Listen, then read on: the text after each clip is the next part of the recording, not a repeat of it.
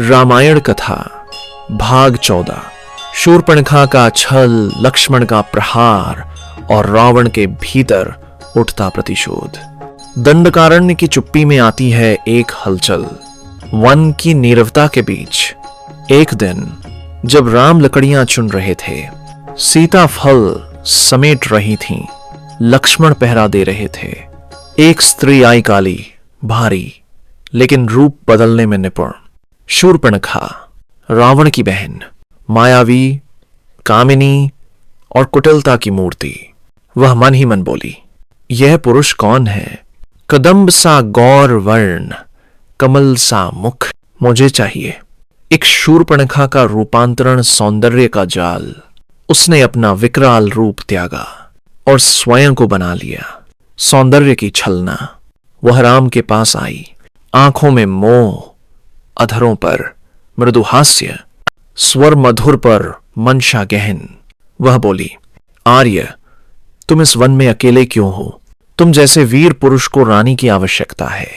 मुझसे विवाह करो, मैं तुम्हें ऐसी सुख संपदा दूंगी जिसे त्रिलोक की अप्सराएं भी ईर्ष्या करें।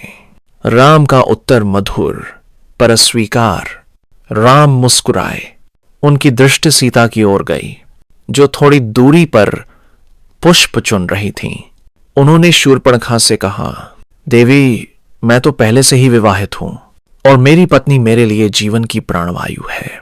तुम चाहो तो मेरे भाई लक्ष्मण से बात कर सकती हो। अब शूर्पणखा का क्रोध और सीता पर दृष्टि। शूर्पणखा ने लक्ष्मण से बात की, पर जब उससे भी निराशा मिली, उसकी आंखें क्रोध से जल उठीं।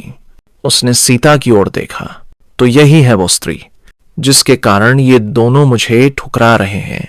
मैं इसे अभी नष्ट कर दूंगी। शूर्पणखा सीता पर झपटी। उसके नाखून बाघिन से भी तेज थे। वह क्रुद्ध हो चुकी थी। विलास अब हिंसा में बदल चुका था। ईच लक्ष्मण का क्रोध और शूर्पणखा का अपमान। लक्ष्मण दौड़े, एक ही बाण से उसके नाक और कान काट डाले। शूर्पणखा चीखी। उस चीख से वन कांप गया।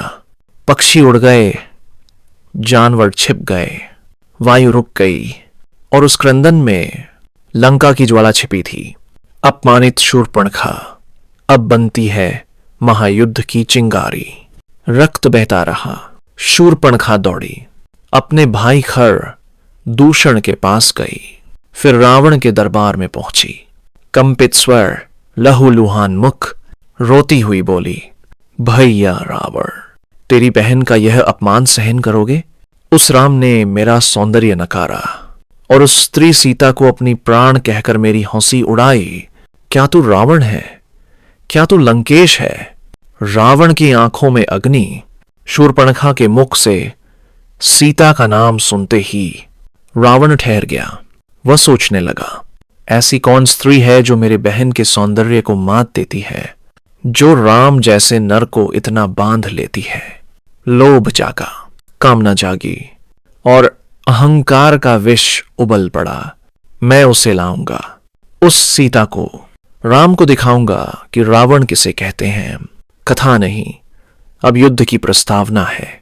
अब रावण की युक्ति बनती है।